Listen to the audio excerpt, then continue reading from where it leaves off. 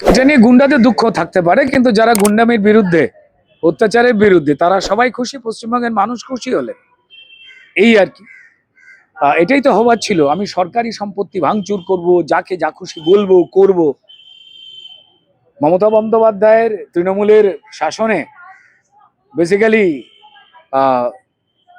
এইগুলো তো দেখাই হতো না ইচ্ছা করে, কারণ তাদের দলটাই তো গুন্ডা এবং ক্রিমিনাল দিয়ে ভর্তি। আইনকে বুড়ো আঙুল দেখানো হতো। তো ফলত এই বিল পাশ হয়েছে, পশ্চিমবঙ্গের মানুষ স্বস্তি পেয়েছেন, এটাই তো হবার দরকার ছিল। আমি ধন্যবাদ জানাবো আর যারা যারা এই বিলের সমর্থনে সবাই ছিলেন। বিরোধিতা কেউ করেননি, খুব ইন্টারেস্টিং। এটা বিরোধী ছিল কিন্তু বিরোধিতা করেননি। হয়তো তারা প্রমাণ করবার চেষ্টা করলেন এই না না না না আমি কিন্তু গুন্ডা নই। বিল পাশে ভোটাভুটি চেয়েছিল বিরোধীরা, কিন্তু ঋতব্রতপন্থী তৃণমূল পক্ষ ছেড়ে বেরিয়ে গেলে অংশ নিলেন না ভোটে। জানি না ওনাদের মধ্যে গুন্ডা লুকিয়ে আছে না নেই, জানি না কি কারণে বাইরে বেরিয়েছিলেন, খিদে পেয়েছিল কিনা সেটাও জানি না আমরা। ঢোকা বেরোনো তাদের ইচ্ছা, এটা নিয়ে কোনো মন্তব্য করতেই চাই না। তবে কেউ বিরোধিতাই করলেন না, খুব ইন্টারেস্টিং। অর্থাৎ সবাই প্রমাণ করতে চাইলেন যে এতদিন আমরা যে গুন্ডাদের পক্ষে ছিলাম বা গুন্ডামি করতাম, এখন আমরা ভালো হয়ে গেছি সম্ভবত। তো যাই হোক, বিরুদ্ধাচারণ কেউ করেননি। দেখুন, কে ভালো তৃণমূল কে কালো তৃণমূল আমরা জানি না।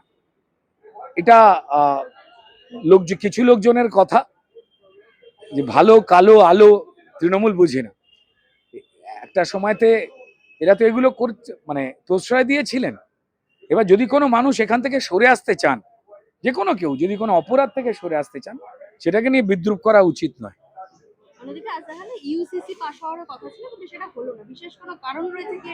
আমার মনে হয় যে আরো গভীর আলোচনার প্রয়োজন রয়েছে, হয়তো সেই জন্য কোনো কারণ। এখনো পর্যন্ত তো সময় রয়েছে, দেখা যাক না কি হয়। অভিষেক বন্দ্যোপাধ্যায়ের বিদেশ যাত্রা দুবার খারিজ করে দিল কলকাতা হাইকোর্ট। সম্ভবত কোর্ট বলছেন যে আপনার চোখে যা হয়েছে তা সেই আরোগ্য আমরা কামনা করি, এবং সেটা এই দেশেই চিকিৎসা হয়। এবং পশ্চিমবঙ্গে এত লোক এই ধরনের সমস্যা সারিয়ে ফেলছেন, সেখানেই বোধহয় ওনাকে মনোনিবেশ করতে, হয়তো ইনডিরেক্টলি বললেন কিংবা এই ব্যাপারটা বোঝালেন যে চোখের নাম করে সাধারণ মানুষ যে বলছে যে আপনার বিদেশ যাওয়ার, পালিয়ে যাওয়ার যে বাহানাগুলো রয়েছে, সেটা হয়তো সম্মানীয় আদালত তার সপক্ষে কোনো প্রমাণ হয়তো পেয়ে যেতেও পারেন। জানি না কোন কারণে আদালত এটা করেছেন, সবার ধরা পড়ে যাচ্ছে। হ্যাঁ, কিন্তু সেখানে ওনার চিকিৎসা, ওনার দামি চোখ না, উনি পিসির ভাইপো, এই চোখ সে চোখ, বাপরে বাপ। আমি নিজে চাই যে উনি বিরোধী রাজনীতি করতে পারেন, চুরির সঙ্গে ওনার নাম গর্বের সঙ্গে জড়াতে পারে, কিন্তু উনি তো একজন মানুষ। তো ফলত সেই হিসেবে আমি চাইবো যে তার চোখ যদি সত্যিকারেরই সমস্যায় তাকে সেরে যাক, কিন্তু চিকিৎসা করবার জন্য গরিব দল, গরিব বাড়ির ভাইপো, সারা পৃথিবীর সব থেকে দামি চিকিৎসালয়ে চিকিৎসা করবার কি করে সাহস করতেন, যা টাটা বিল্ডাররা ওইখানে চোখ দেখাতে পারে না, এখানে সেরে যায়। আমার মনে হয় হাইকোর্ট সেই নিদানই দিচ্ছেন যে যান, বাড়ির পাশে সুন্দর ডাক্তারবাবু আছে, তার কাছে সারিয়ে নিন। হতেই পারে। বাকি লোক তো বলছে পালিয়ে যাওয়ার বাহানা, যা বিভিন্ন রকম ক্রাইম তার এগেনস্টে বা তাদের এগেনস্টে যা বিচার শুরু হয়েছে। অন্যদিকে সামনেই 21শে জুলাই, একদিকে ঋতব্রতপন্থী তৃণমূল, একদিকে কালীঘাটের তৃণমূল। প্রশ্ন হচ্ছে, তৃণমূল তুমি কার? এদের দুজনেরই উচিত হচ্ছে যে আসল যাদের এই অনুষ্ঠানটা, কংগ্রেসকে তুলে দেওয়া, কংগ্রেসের হাতে। কংগ্রেসেরই তো পরিষ্কার মানুষজন গুলিবিদ্ধ হয়েছিলেন বুদ্ধবাবুর পুলিশের গুলিতে, তাই না? তখন তো না তৃণমূল না ঋতব্রত, এরা তো কেউ কোথাও তো ছিল না, বা তৃণমূল নামটাই তো ছিল না, তাই না? তো এটা সম্মানের সঙ্গে যারা শহীদ হয়েছিলেন বা মারা গিয়েছিলেন, তারা তো কংগ্রেস দলেরই কর্মীরা যারা আন্দোলন করেছিলেন। আমি জানি না কংগ্রেস এটাকে নিজের হাতে চাইছে না কেন, গোপন কোনো সমঝোতা আছে নাকি বুঝতে পারছি না। নাহলে দাবিটা তো তাদের তোলা উচিত। ঠিক যেভাবে তৃণমূল একের পর এক লোকজনের টাকা পয়সা জমি সম্পত্তি দখল করেছে, তেমন তো উৎসবগুলো তো দখল করেছে, এই শ্রদ্ধা সম্মানের দিনগুলো তো দখল করেছে, মনীষীদেরও তো তৃণমূল বানিয়ে দিয়েছিল। তাই আমার মনে হয় যে অন্তত তৃণমূলীদের উচিত, যে কজন পড়ে আছে জানি না, এখন আবার অন্য কয়েকটা দল তৈরি হয়ে গেছে কিনা তৃণমূলের, যতক্ষণ কথা বলছি রোজই তো শুনছি, ওদের উচিত শ্রদ্ধা সম্মানের সঙ্গে 21শে জুলাই দিনটাকে কংগ্রেসের কাছে তুলে দেওয়া উচিত। আবার জানি না কংগ্রেস এটা নিতে চাইবে কিনা। তৃণমূলে এত দুর্নীতি রয়েছে, চোরেরা রয়েছে, আগে জানলে আসতাম না, সেলিব্রিটি বলে আমাকে ইউজ করেছে বলছেন রচনা বন্দ্যোপাধ্যায়। আগে উনি জানেননি বা ওনাকে জানায়নি কি, আমি সেই লোকটাকে খুঁজছি। দেখুন, মানুষ অনেক কথাবার্তা বলছে যে আপনি এত কিছু জেনে চুপ করে ছিলেন কেন। আমি না কারুর অন্যায় থেকে সরে আসা, এটাকে নিয়ে বিদ্রুপ পার্সোনালি করতে চাই না। হতে পারে আপনি আজকে বুঝতে পারছেন যে এরা খারাপ ছিল, আপনি অত্যন্ত সহজ সরল, তাই আপনি বুঝতে পারেননি। খবরের কাগজে, টেলিভিশনে যখন দেখছেন যে আপনার নেতারা রোজ ধরা পড়ছে, জেলে যাচ্ছে, যে তারপরে এরা চোর ছিল, হতেই পারে আপনি পরে বুঝেছেন। আলোর পক্ষে বা ভালোর পক্ষে যদি কেউ কথা বলেন, সেটাকে নিয়ে বিদ্রুপ করা উচিত নয়। কিন্তু উনি এত দেরিতে কেন বুঝলেন, সেই প্রশ্ন মানুষ জিজ্ঞাসা করছেন, তার উত্তর তিনিই দেবেন মানুষের কাছে। দিদি নাম্বার ওয়ান থেকে সরিয়ে দেওয়া হলো বলেই কি এই যে ব্যাপারটা দিদি নাম্বার, দাদা নাম্বার, বড়দা নাম্বার, ছোটদা নাম্বার, আমি এই সমস্ত কিছু বলতে পারবো না। আমি জানি না, আমি একদমই জানি না এই বিষয়টা। তো উনি এই কথাগুলো আর একটু আগে বললে সবার শুনতে আরেকটু ভালো লাগতো। অন্যদিকে এই যে তারাতলার ঘটনা, কালীচরণের নাম উঠে এসেছে। কল্যাণ বন্দ্যোপাধ্যায় বলছে শুধু কালী কেন, দোয়াত, পেন সবই আনুন। তার মানে কি ফিরাদকে কোথাও গিয়ে তিনিও আঙ্গুল তুলছেন? ফিরাদ দেখুন, এদের অধিকাংশদেরই এই কল্যাণবাবু চিনতেন। চোর, জোচ্চোর এবং ক্রিমিনালদের বাঁচাবার জন্য তিনিই তো মামলা লড়তেন সরকারি টাকা নিয়ে, তাই না? আমরা তো কেউ ভুলে যাইনি। তাদের এই লবিবাজি, তার জন্য কয়েকটা চোর ভালো হয়ে গেল আর কিছু চোর চোর হয়ে গেল, এটা তো হতে পারে না। কল্যাণবাবু নিজে জানেন এই সমস্ত কাজগুলো কারা করতো, কারণ তিনি তো সরকার পক্ষের এই অপরাধ লোকাও, অপরাধ বাঁচাও, অপরাধী বাঁচাও, ওদের জন্যই তো সরকারি পয়সায় মামলাটা লড়তে যেতেন। আমি বলবো, তিনি যদি এতটাই এসব বলেন, তিনি তার কাছে চেনা জানা নামগুলো দিয়ে দিন না, যারা চাকরি চুরির সঙ্গে জড়িয়েছিলেন আপনার দলে।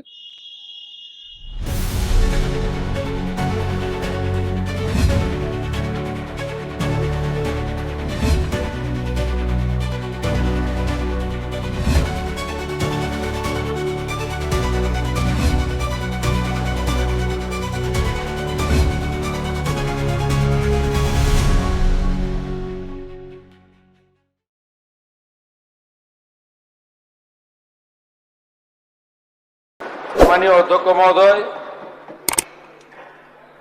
একটি গুরুতর এবং অত্যন্ত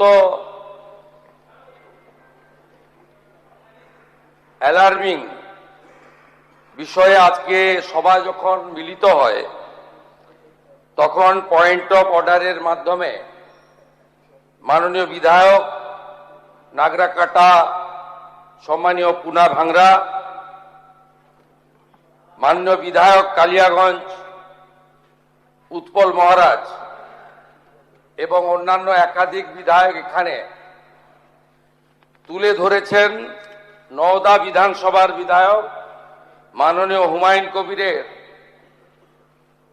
দুটি জায়গায় অত্যন্ত আপত্তিজনক, সাম্প্রদায়িক এবং সমাজ এবং রাজ্যের পক্ষে ক্ষতিকারক বক্তব্যের উপরে। আমার সঙ্গে পরিষদীয় মন্ত্রী ডক্টর শঙ্কর ঘোষ যোগাযোগ করেছিলেন। আমি তাকে আশ্বস্ত করেছিলাম যে মাননীয় অধ্যক্ষ মহোদয় অনুমতি দিলে আমি এই সংক্রান্ত একটি স্টেটমেন্ট হাউসে রাখব। প্রথমত, মাননীয় হুমায়ুন কবির যে বক্তব্য রেখেছেন, এই বক্তব্য আপনাদের কাছে আমি পড়ে শোনাচ্ছি। 26/6/2026 afternoon, Humayun Kabir MLA, Nowda AC, তিনি একটি উনার পার্টির মিটিং কাশীপুরে রেজিনগরে করেছেন। সেখানে তিনি বলছেন, এই যে অনামিকা ঘোষ, সে ভোটে হেরে মনে করছে আমি এমএলএ, এখানে ভোটে হেরে বিজেপি মনে করছে আমি এমএলএ, এখানে এখন আস্ফালন করে বেড়াচ্ছে। তা আমি শুভেন্দু অধিকারীকে সেদিন বলেছি যে আপনি ভোটে জিতেছেন, আপনার দল জিতেছে, খুব ভালো কথা, কিন্তু মুর্শিদাবাদে আস্ফালনটা একটু কম করবেন। আমি যেদিন ময়দানে মুসলমানদের নিয়ে নেমে যাব না, সেদিন এমন ছাটা ভাগা মার শুরু করবে যে আপনাদের পতাকা বহন করার লোক থাকবে না। কেস এরকম, কেস আমাদের বহরমপুরে জেল খাটা আছে। 5000 লোককে আপনি বহরমপুর সেন্ট্রাল জেলের যা আয়তন, তাতে 4,700 বা 4,800 বেশি লোক ধরে না। লাখে লাখে লোককে রাস্তায় নিয়ে নামাবো আর সাটা ভাঙা মার দেবো আর জেলে যাব। কদিন জেলে আটকে রাখতে পারবেন, কত খাওয়াতে পারবেন দেখব। লিমিট যেদিন ক্রস হয়ে যায় না, মাথাটা যেদিন গরম হয়ে যায়, সেদিন আমি এসপি বুঝবো না, চিফ মিনিস্টারে বুঝবো না, আর কে কোথায় থাকলো আর কে কোথায় থাকলো না ওসব বুঝবো না।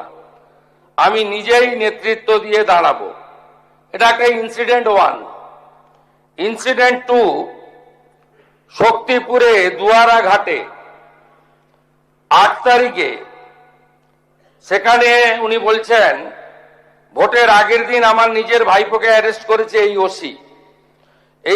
এই আমি তো ভাষা বলতে পারবো না।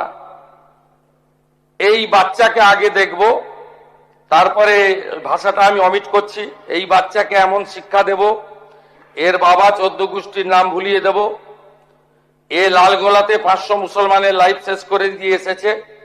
সত্যভাবে বলবো, এই ওসিকে এখান থেকে সরানো শুধু না, একেবারে অকেজো পোস্টিং দিতে হবে। যদি না দেয় 10,000 লোক নিয়ে থানা ঘিরে একে কলার ধরে থানা থেকে বার করব, পারলে আমাকে রুখে নেবেন। এই দুটো ইনসিডেন্টের পরে আমার মনে হয়েছে যে এনাফি জানাব, সময় এসেছে এই ধরনের লোককে সবক শেখানোর। আপনাকে আমি পরিষ্কার বলছি, মমতা ব্যানার্জি মুখ্যমন্ত্রী নন। আপনি দুর্বল মুখ্যমন্ত্রী পেয়ে যা খুশি করেছেন, যা খুশি বলেছেন। আমি আপনাকে বলে গেলাম, আমরা দুটো এফআইআর স্টার্ট করেছি। Rejinagar PS case number 219/226, dated 26/6/2026, under section 152, 192, 196, 197, 224, 299, 351 within bracket 2, 352, 353 of the ভারতীয় ন্যায় সংহিতা। ইনসিডেন্ট নাম্বার 2তেও আমরা শক্তিপুর পিএসএ 176/226-এ আরেকটা কেস ইস্যু করেছি। সেই কেসেও আমরা ভারতীয় ন্যায় সংহিতার সমস্ত সেকশন লাগিয়েছি। এবং আমি আপনাদেরকে অ্যাসিওর করছি, এত বড় ক্ষমতা আপনাকে কেউ দেয়নি। আপনি মুখে যেগুলো বলেছেন, আপনাকে আমি বলে গেলাম, আপনি কেন করছেন আমি জানি। আপনি কেন করছেন রাজনৈতিক কারণটা আমি জানি। আপনার এজেন্ডা 2 ছিল। 1 এজেন্ডা, ভরতপুর, রেজিনগর, নওদায় সব নির্বাচিত পঞ্চায়েত যে দলেরই হোক ভেঙে আপনার পার্টিতে নিয়ে যাওয়া। আপনি সেটা করতে পারছেন না। আর দ্বিতীয় হচ্ছে, আপনি 2টো সিটে জিতেছেন, নিয়ম মেনে একটাই রিজাইন করেছেন রেজিনগর। আগামী 2-3 মাসের মধ্যে উপনির্বাচন হবে, আপনি আপনার ছেলেকে জেতাতে চাইছেন। 72% মুসলিম আছে, মুসলিম ভোটকে কনসলিডেট করার জন্য আপনি এই খেলাটা খেলছেন। আপনি কান খুলে শুনে রাখুন, আপনাকে এইভাবে ধমক হুমকি, বেপরোয়া, লাগাম ছাড়া কথা বলতে দেব না, দেব না, দেব না। আপনাকে আমি শুধু 3টে উদাহরণ দিলাম। সন্দেশখালীতে একজন ছিল,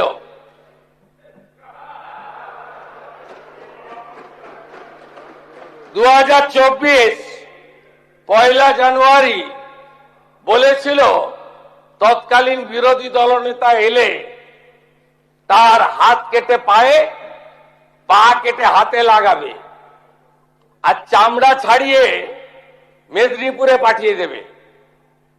ওর অবস্থা কি হয়েছে সবাই দেখেছে। একই টোন ছিল। আরেকটা জীবনতলার গুন্ডা ক্যানিং ভাঙর, ওর অবস্থাও কি হয়েছে দেখতে পাচ্ছে সবাই। আরেকটা পুষ্পা ঝুঁকে গায়ে নেই, এমন ঝোঁকা ঝুঁকেছে খালি পায়ে, ছোট প্যান্ট পরে, কান ধরে উঠবস করতে করতে যাচ্ছে। আপনাকে আমি বলে গেলাম পুলিশ তার ব্যবস্থা নেবে, আর আমি এক সপ্তাহ পরে মুর্শিদাবাদে যাচ্ছি। আমি প্রমাণ করে দেব ভারতবর্ষের সংবিধান, আইন শেষ কথা বলে, কোন বাতেল আবাদ শেষ কথা বলে না। আপনাকে সংযত হওয়ার, সতর্ক হওয়ার, এই ধরনের কথা প্রত্যাহার করার এবং ভবিষ্যতে এই ধরনের কথা বলার আগে 25 বার ভাবার হুঁশিয়ারি দিয়ে আমি সবাইকে আশ্বস্ত করছি। আপনারা ভাবছেন কেস হয়েছে, অ্যাকশন কবে হবে? যারা ওকে ডেকেছিল এই সভাতে তাদেরকে আগে তুলব, তারপরে আপনার কাছে যাব। যা করার করব, আমি আশ্বস্ত করছি আপনাদের। আপনি ধরে রাখুন, এটা ওর শেষ বক্তব্য, ধরে রাখতে পারেন। এ সরকার আইনের শাসন প্রতিষ্ঠা করবে, গুন্ডাদের শাসন সমাপ্ত করবে, নিশ্চিন্ত থাকুন। সবাই ভালো থাকবেন, ধন্যবাদ।